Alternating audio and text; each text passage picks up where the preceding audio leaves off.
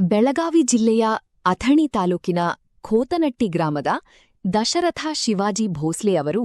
SSLC ಪರೀಕ್ಷೆಯಲ್ಲಿ 625ರಲ್ಲಿ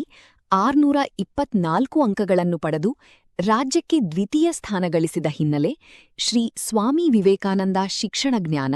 ವಿಕಾಸ ಕ್ರೀಡಾ ಸಂಸ್ಥೆ ಅಧ್ಯಕ್ಷ ಪ್ರವೀಣ್ ನಾಯ್ಕ ಅವರು ಸನ್ಮಾನಿಸಿದರು. ಈ ಸಂದರ್ಭದಲ್ಲಿ ದಶರಥ ಅವರ ಸಾಧನೆಯನ್ನು ಶ್ಲಾಘಿಸಿ ಮುಂದಿನ ವಿದ್ಯಾಭ್ಯಾಸದಲ್ಲಿ ಇನ್ನಷ್ಟು ಸಾಧನೆ ಮಾಡಿ ಉನ್ನತ ಸ್ಥಾನಮಾನ ಪಡೆಯಲಿ ಎಂದು ಶುಭ ಹಾರೈಸಿದರು. ಅಥಣಿ ತಾಲೂಕಿನ ಕೋತಟ್ಟಿ ಗ್ರಾಮದ ಐಗಳಿ ಆದರ್ಶ ಪ್ರೌಢಶಾಲೆಯಲ್ಲಿ ವಿದ್ಯಾರ್ಥಿಯಾದ ಭೋಸ್ಲೆ ಅವರು 625ಕ್ಕೆ 624 ಅಂಕಗಳನ್ನು ಗಳಿಸಿ ಇಡೀ ರಾಜ್ಯಕ್ಕೆ ದ್ವಿತೀಯ ಸ್ಥಾನವನ್ನು ಪಡೆದು ಇಡೀ ನಮ್ಮ ಬೆಳಗಾವಿ ಜಿಲ್ಲೆ ಹಾಗೂ ಅಥಣಿ ತಾಲೂಕಿಗೆ ಆ ಕಲಿತಿರುವಂತಹ ಶಾಲೆಗೆ ಒಂದು ಕೀರ್ತಿಯನ್ನು ತಂದು ತಂದೆ ತಾಯಿಗೆ ಒಬ್ಬ ಆದರ್ಶ ಮಗನಾಗಿ ಇವತ್ತು ಹೊರಹೊಮ್ಮಿದ್ದು. ಇದೇ ರೀತಿ